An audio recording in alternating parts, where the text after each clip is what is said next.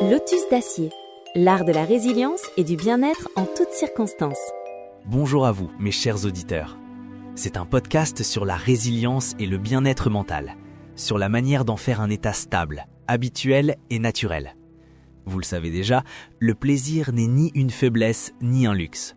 C'est un mécanisme biologique qui, pendant des millions d'années, a permis à l'être humain de survivre et d'évoluer. Et pourtant, dans le monde moderne, nous nous interdisons très souvent ce plaisir. Vous vous dites « je n'ai pas le droit de me détendre, je dois travailler sous pression du matin au soir. Le travail d'abord, le repos ensuite.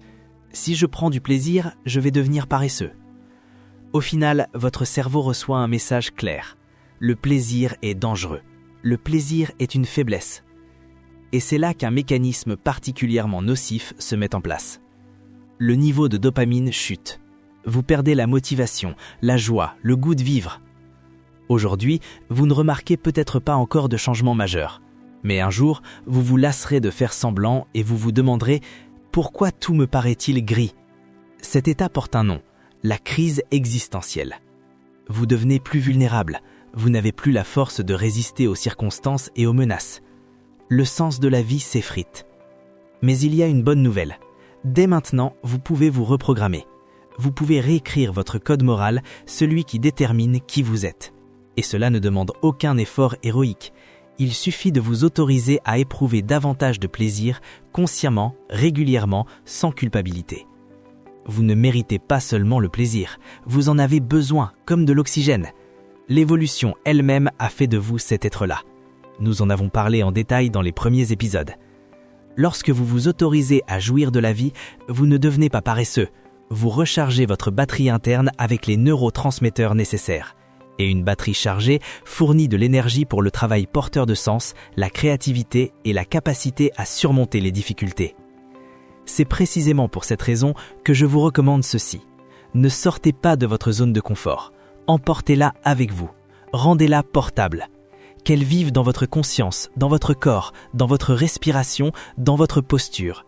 Qu'elle soit toujours avec vous, comme un parfum familier, comme une veste chaude par une journée froide. Et maintenant, 4 exercices pratiques simples qui vous aideront à maîtriser l'art de préserver votre zone de confort, non seulement chez vous, mais partout où vous vous trouverez. Chacun de ces exercices est précieux, parce qu'il agit au niveau de la neurobiologie et de la psychophysiologie. Pratiquez-les quotidiennement et en une semaine déjà, vous sentirez que votre système interne de récompense devient plus stable. Exercice 1. Le petit déjeuner du gourmand. Chaque matin, pendant 5 à 7 minutes, mangez lentement et en pleine conscience. Éteignez votre téléphone, regardez la nourriture, sentez-la, goûtez chaque bouchée comme si c'était la première fois. L'objectif est de tirer le maximum de plaisir du goût, de la texture et de l'arôme. Le petit déjeuner n'est pas seulement une procédure de récupération d'énergie, c'est un rituel de connexion avec le monde matériel. En mangeant, vous échangez de l'énergie avec lui. Ressentez-le. Soignez la présentation de la table, utilisez une belle vaisselle, mettez une musique douce, éloignez le téléphone. Dites-vous « je m'autorise à savourer ce moment ». Admirez la nourriture, respirez son parfum, faites une courte pause et goûtez la première bouchée comme si vous la découvriez. La nourriture n'est pas qu'un ensemble de calories. Le petit déjeuner est une petite fête et un élément essentiel de votre zone de confort. N'oubliez pas d'exprimer vos émotions, complimentez la personne qui a préparé le repas. Si c'est vous, félicitez-vous et réjouissez-vous. Activez pleinement votre système neuro-humoral. Il n'est pas nécessaire de fixer uniquement votre assiette. Observez ce qui vous entoure. Pendant la nuit, le monde a légèrement changé. Les gens sont différents, la lumière n'est plus la même. Chaque observation est une petite découverte. Si vous mangez toujours au même endroit, essayez de changer de place. D'un autre point de vue, tout est perçu différemment. Ce changement minime rompt l'automatisme et oblige le cerveau à activer de nouveaux circuits neuronaux, ce qui améliore aussi l'humeur. À la fin du repas, prenez une tasse de café ou de thé et sortez tranquillement sur un balcon, une terrasse ou dans la cour. Détendez-vous et dites-vous « c'est mon temps libre, je n'ai pas nulle part à courir ». Une seconde peut paraître longue lorsqu'on est pleinement conscient. Savourez l'instant. Contemplez le visage, quel qu'il soit, buvez votre boisson et soyez simplement. Pourquoi cela fonctionne du point de vue neurobiologique ? Le plaisir conscient lié à l'alimentation active le cortex orbitofrontal et l'insula, des régions impliquées dans l'évaluation du plaisir. Cela provoque une libération stable et non explosive de dopamine dans le noyau accumbens. Le matin, cet effet est particulièrement puissant. Il synchronise le rythme circadien du système dopaminergique et élève son niveau basal pour la journée entière. Les études montrent que ces pratiques augmentent la sensibilité des récepteurs dopaminergiques et réduisent l'attrait pour le dopamine rapide dont nous avons déjà parlé. Exercice 2. Vérification de la zone de confort. 3 fois par jour, le matin, l'après-midi et le soir, faites une pause de 30 à 60 secondes. Fermez les yeux et demandez-vous: où est ma zone de confort en ce moment?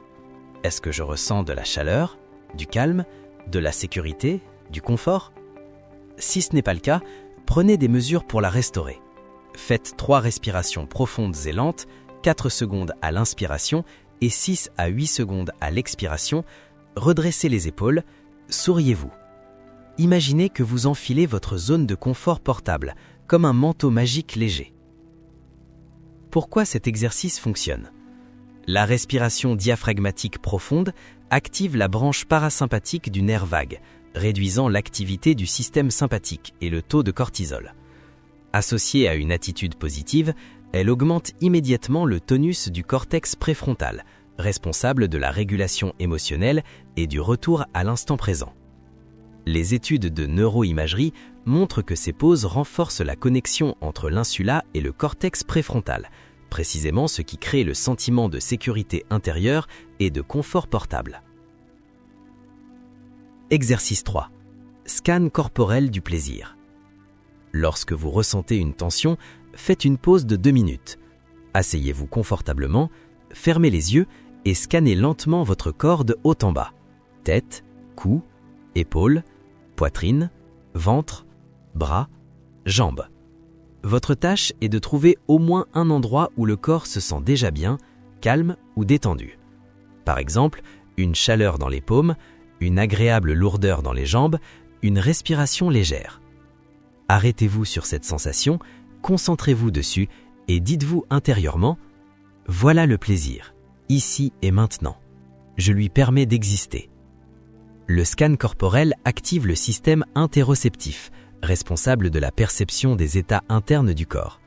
En vous concentrant consciemment sur des sensations agréables, vous renforcez les signaux du circuit mésolimbique, provoquant une libération stable de dopamine. Cela augmente la sensibilité des récepteurs dopaminergiques et apprend au cerveau à trouver le plaisir à l'intérieur de soi, plutôt que d'attendre des récompenses externes. La pratique régulière réduit l'activité de l'amygdale, diminue le stress et renforce la connexion entre le cortex préfrontal et l'insula, clé de la régulation émotionnelle et du bien-être durable. Exercice 4. La collection des petites joies. C'est l'exercice le plus simple. Créez une note ou un carnet intitulé « Mes joies d'aujourd'hui ». Chaque soir, notez 3 à 5 petites choses qui vous ont procuré du plaisir. Un bon café, une douche chaude, le sourire d'un passant, une chanson agréable, un fauteuil confortable. Relisez cette liste avant de vous coucher. Lorsque vous fixez consciemment les moments positifs, vous renforcez les connexions dans l'hippocampe et le cortex préfrontal, responsable de la mémoire positive. Cela élève le niveau basal de dopamine et de sérotonine et réduit l'activité du réseau du mode par défaut, souvent impliqué dans les ruminations négatives. Pratiquez ces exercices sans fanatisme, simplement comme une habitude agréable. Et vous verrez, la zone de confort cessera d'être un lieu pour devenir un état que vous portez avec vous, toujours. Dans le prochain épisode, entre autres choses, je vous donnerai un conseil pour restaurer rapidement cette zone de confort après un stress intense, en seulement 2 à 3 minutes. Merci d'être avec moi. Prenez soin de votre plaisir, c'est votre super pouvoir. À très bientôt. Merci d'avoir écouté cet épisode du Lotus d'acier. N'oubliez pas, même dans un monde instable, vous pouvez porter votre zone de confort avec vous. À très bientôt pour la suite.